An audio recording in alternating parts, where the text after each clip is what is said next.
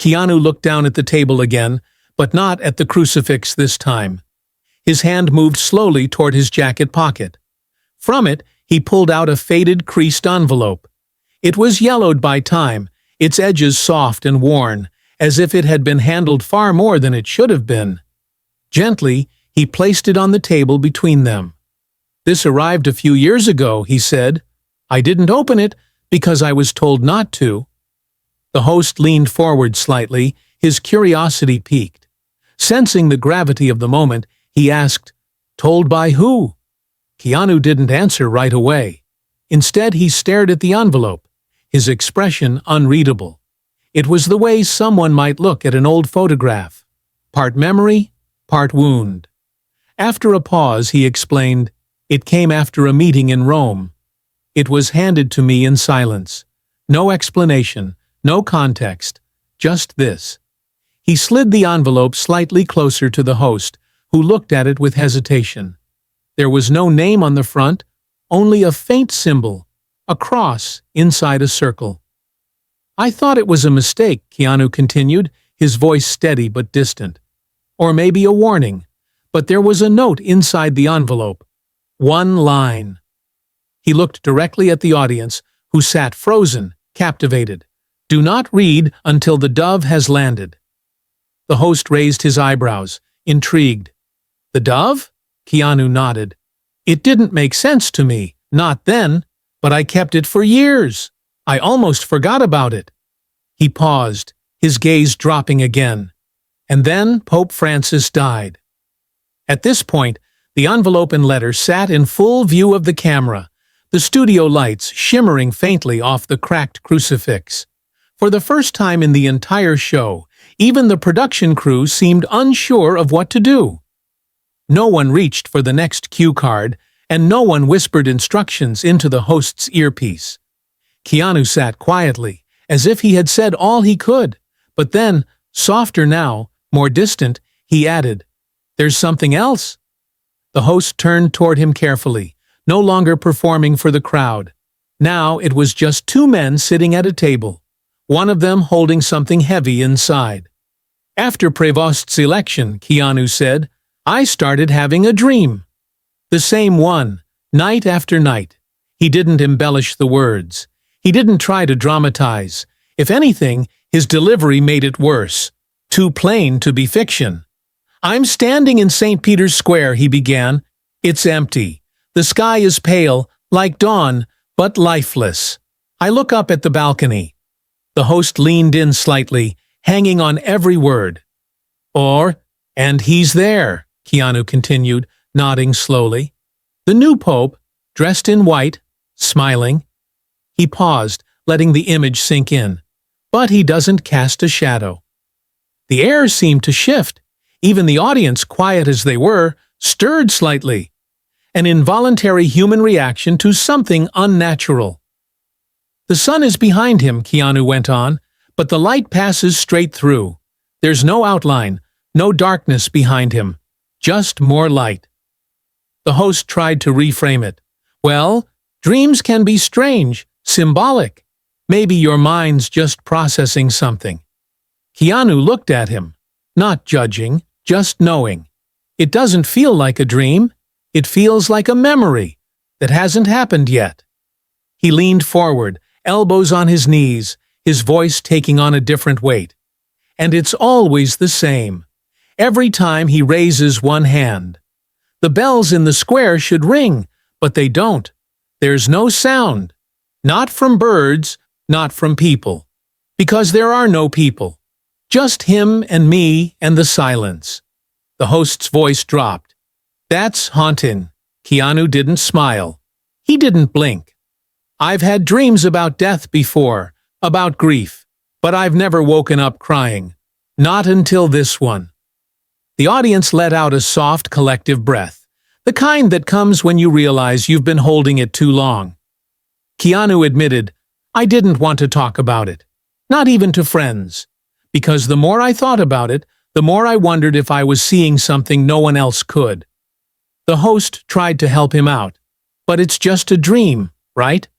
Keanu turned his head slowly, his eyes searching.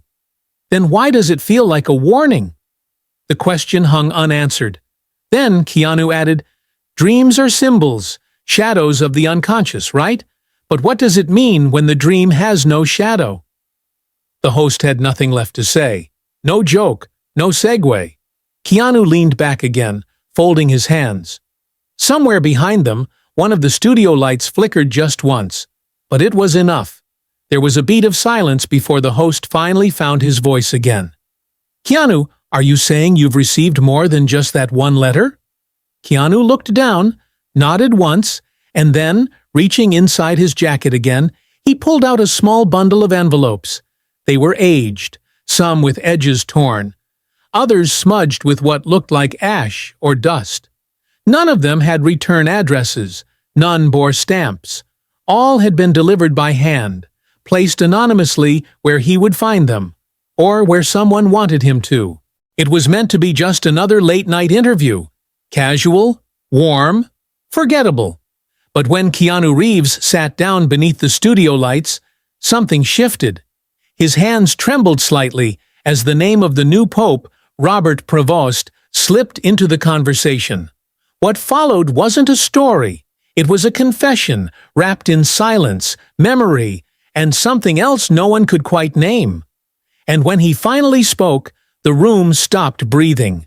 Oh, and before we continue, tell us what's the one thing you love most about Keanu Reeves. Let us know in the comments. The studio lights came on slowly, almost hesitantly, as if even the electricity coursing through the wires was unsure of what was about to unfold. The audience cheered and clapped, a familiar ritual for late-night television, but there was an undercurrent of unease in the air. Perhaps it was the muffled sound of footsteps echoing against the polished floor, amplified unnaturally by the acoustics of the space. Or perhaps it was the presence of their guest that evening, Keanu Reeves. Reeves walked onto the stage with his trademark quiet demeanor, the kind that feels both magnetic and elusive. He smiled at the crowd, but it wasn't the warm, inviting smile fans had grown accustomed to seeing over decades of interviews. This time, the smile didn't reach his eyes. Instead, those deep-set eyes carried a weight, a shadow of something unspoken. His hands were folded calmly in front of him, shoulders slightly slumped, not out of nervousness, but rather a sense of resignation or distance. It was as though he were physically present, but mentally adrift. The host, brimming with charisma and charm, stood up to greet him with a casual hug and a joke that danced lightly across the room. "Keanu," he quipped, "you still look like a samurai monk or a brooding guitarist from the 90s. The audience laughed, breaking the tension momentarily. Reeves responded with a faint smile and a polite nod, taking his seat without much fanfare. He adjusted his jacket, glanced around the table between them, and then settled his gaze downward. There was a glass of water, a notepad, and an object that immediately caught attention. A crucifix. But this wasn't just any crucifix. Its wooden base was cracked, the figure of Christ leaning awkwardly to one side as if it had slipped in pain. The host seemed oblivious to its significance, sipping casually from a mug bearing his name while steering the energy of the show forward. "So much going on in the world, man," he began, attempting to ease into lighter territory. "Did you see that? The new pope's already making headlines. Robert Prevost, right? He's kind of, I don't know, jetty-like. I'm serious. Calm, quiet, sort of floating." The crowd chuckled, but Keanu didn't join in. Instead, his eyes returned to the crucifix, lingering there for a moment longer than expected. Then, slowly, deliberately, he raised his gaze. The camera zoomed in, capturing every nuance of his expression. There was something there, a shadow across his face, a flicker of emotion that defied easy interpretation. Something unspoken. "There's something about him," Keanu began, his voice soft yet firm, cutting through the levity of the moment like a blade. The host blinked, caught off guard by the sudden shift in tone. Leaning in slightly, He tried to steer the conversation back towards safer ground. You mean spiritually? Or does he remind you of someone? No, Keanu replied, shaking his head. It's what he doesn't remind me of. The room shifted. A strange quiet settled over the space, palpable enough to make the audience grow still. The host adjusted himself in his seat, sensing that this wasn't going to be the light-hearted exchange he'd anticipated. Well, maybe he's just trying to be different, he offered, his tone tinged with uncertainty. A new kind of pope, right? Every one of them brings a new vibe. Keanu closed his eyes for a second, exhaling softly. When he opened them again, there was a shimmer. Not tears, but the pressure before them. He glanced back at the crucifix, then, with a kind of reverence, reached out and touched it. His fingers rested lightly on the cracked wood, tracing the fracture as though it were familiar. For a brief moment, he held it, letting its broken form sit heavy in his palm. Then, gently, he set it back down where it had been, leaning awkwardly. Broken. Looking directly at the host, Keanu said clearly, "I've stayed quiet for long enough."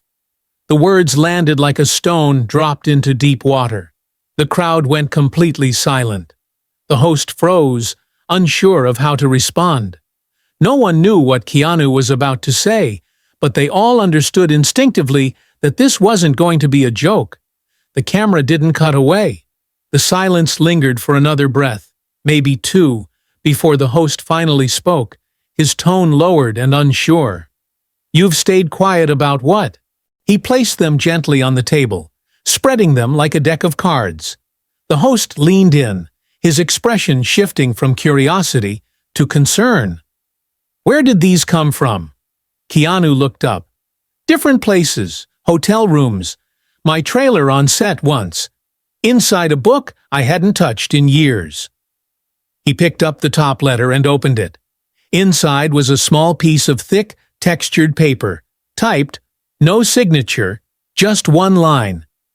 "When the successor smiles, faith watches in silence." Keanu placed that one aside and pulled out another. "The man from Lemur, the chosen one without voice." Another, "Do not speak the name. Let him reveal himself." Yet another, "If he does not blink, the world must." Each phrase grew stranger, more cryptic. The host shook his head slowly. "Are you saying someone has been sending you these since Prevost became pope?" Keanu nodded. "The first one came 2 days after the announcement." He held up a thinner envelope, airmail style, pale blue, folded inward. The host stared at it like it might burn him if he touched it. "None of them use his name," Keanu said. "Never Robert Prevost. Just symbols, descriptions, fragments." The host swallowed hard. "And you think it's deliberate?" Keanu raised his eyebrows slightly. "Have you ever tried to write something honest, but couldn't use the name of the person you were writing about? It's not censorship. It's fear." The audience sat frozen, absorbing each word like scripture. Even the lights above seemed dimmer now, as if the room itself were leaning into the conversation. The host picked up one of the letters carefully, respectfully, and read the line aloud. "If he does not blink, the world must." Looking at Keanu, he asked, "What does that even mean?" Keanu's eyes darkened just slightly. "I think it means we're being watched. All of us. But not in the way we're used to." He tapped one of the envelopes. "These aren't threats. They're signals. Quiet ones. Like someone trying to tell me, don't name it, don't challenge it. Just observe. Let him show himself." The host sat back, processing. "Do you think someone's trying to stop you from saying something?" For the first time in the interview, Keanu broke eye contact. He looked down, not at the crucifix, not at the letters, but into some space beyond the table, into something neither seen nor spoken. The set felt colder now. The cameras rolled, but there was no more performance in the room. Even the host, normally composed and practiced in the rhythms of live conversation, sat silently, his eyes fixed on the bundle of anonymous letters, as if they might move on their own. Keanu, still calm, picked up the envelope from earlier, the one bearing the seal he had finally broken after the death of Francis. "There's a second page," he said. "In the letter Francis sent me." He unfolded it with care, like it might fall apart in his hands. The audience watched as he flattened it against the table. He didn't hand it over. He read it himself, his voice when it came almost reverent. "He may dress in light, but carry the hollow. His gaze will be full, but never present. His words will echo comfort, but will not reach the soul." Keanu looked up for a moment. Francis didn't write like this. Not normally. This wasn't doctrine. This wasn't papal. This was something else. He looked back down and kept reading. There will be suffering beneath his silence. If he does not see it, he is not the shepherd. He is only the image of one. The host blinked slowly, lips parting slightly as if he was about to speak, then thought better of it. Keanu let the paper rest against the table. The corners lifted slightly from years of storage, but the ink was still strong. "He was warning me," Keanu said, "warning us, that a time would come when the role would be filled, but the spirit would be absent." He paused. "That someone could wear the robes, stand on the balcony, smile, speak peace, but not carry the weight." The host shook his head slowly, voice quiet. "But this is massive. I mean, it's Francis. He wasn't a man prone to paranoia." Keanu nodded. "No, he wasn't, which is what makes this so hard to ignore." He picked up the page again, and this time read the last few lines aloud. "If I die before him, he must be watched, not for what he does, but for what he does not do." That sentence hung in the air like the smell of smoke. The host looked at Keanu, searching. Watched for what? Keanu didn't hesitate. For what he doesn't say. That was when the room truly went still. Not a breath, not a shuffle. Even the hum of the stage lights felt dimmer, like the electricity itself had drawn back. Keanu folded the letter carefully, returned it to the envelope, and slid it aside.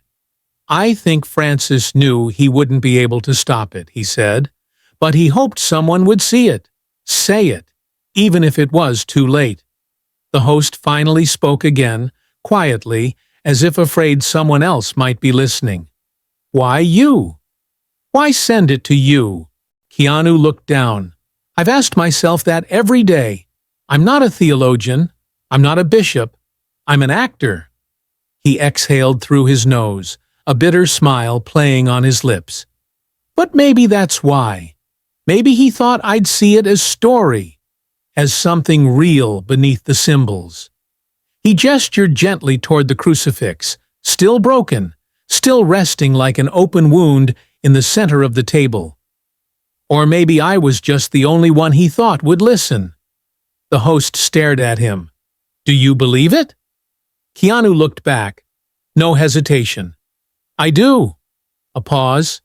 "Not because I want to, but because every day since the balcony, I've felt it." He tapped his chest just once, right here. "Something that isn't missing, but something that's pretending not to be." The host didn't know what to say.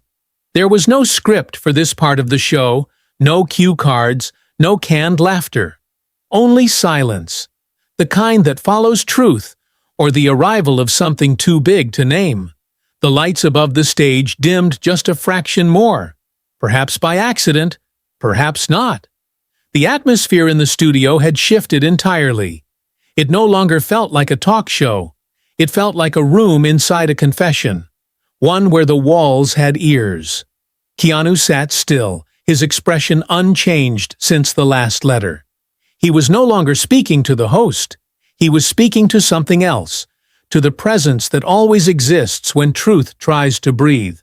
And then he said, "There was an interview, one that never aired." The host looked up sharply. "With Francis?" Keanu nodded once.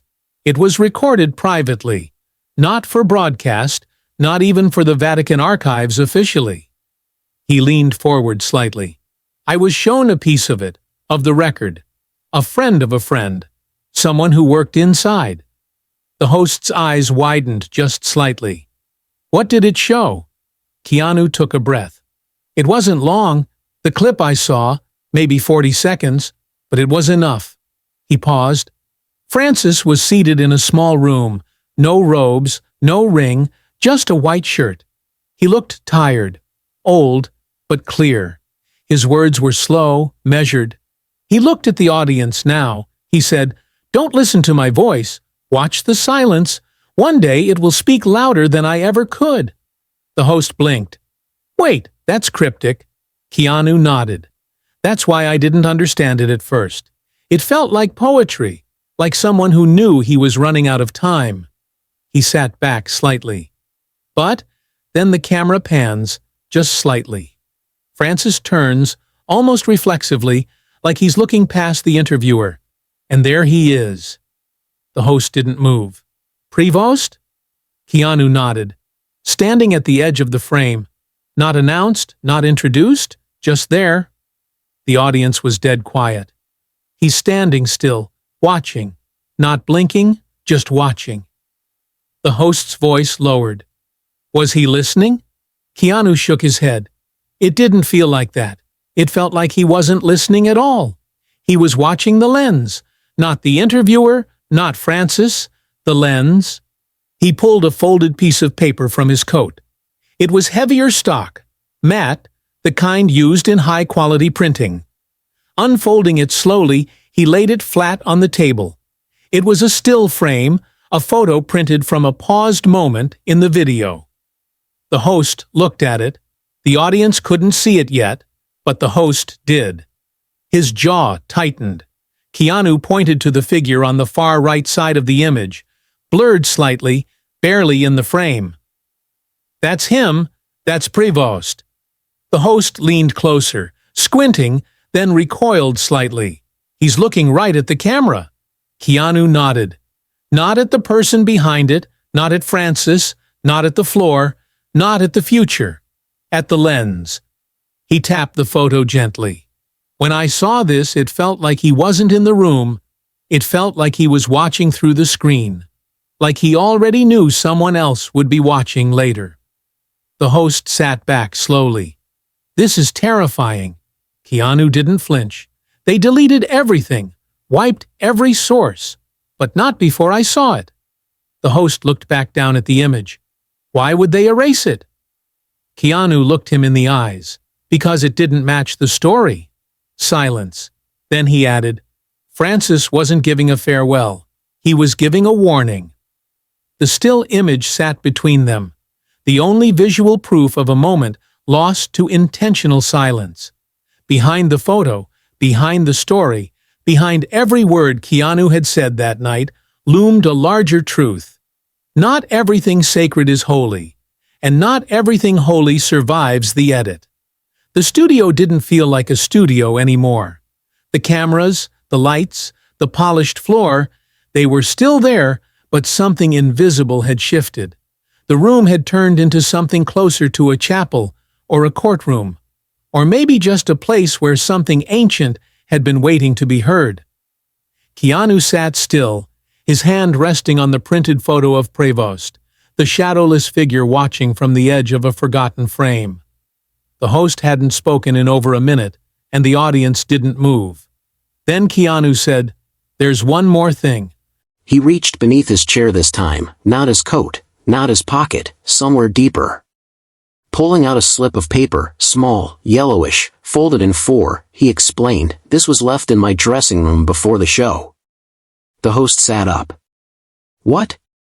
Keanu nodded. "No envelope, just this, on the table where I leave my script notes." Unfolding the paper slowly, he read the words aloud, "If you show it, there is no going back." He paused. "That's it. No name, no threat, just inevitability." The host didn't even try to stop him. Keanu laid the note on the table and reached once more into the inside pocket of his coat, slowly, with finality. Pulling out a second page from the letter of Pope Francis, he said, "This is the part one wasn't sure I'd ever read aloud." Looking into the audience, then directly at the camera, he continued, "It's not a warning. It's not fear. It's a choice." Unfolding the paper, clearing his throat, he began reading, "If the voice of faith becomes only an echo, the truth will die in silence." A beat, then more, "There are those who will wear the robes but not the burden, those who will speak the words but not know their weight.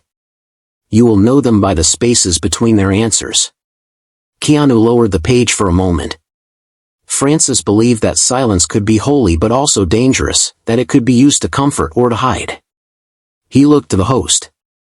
He believed someone was coming who would lead by stillness, not out of peace, but absence. He then reached for one last object. It was a photograph, color slightly faded, glossy but old.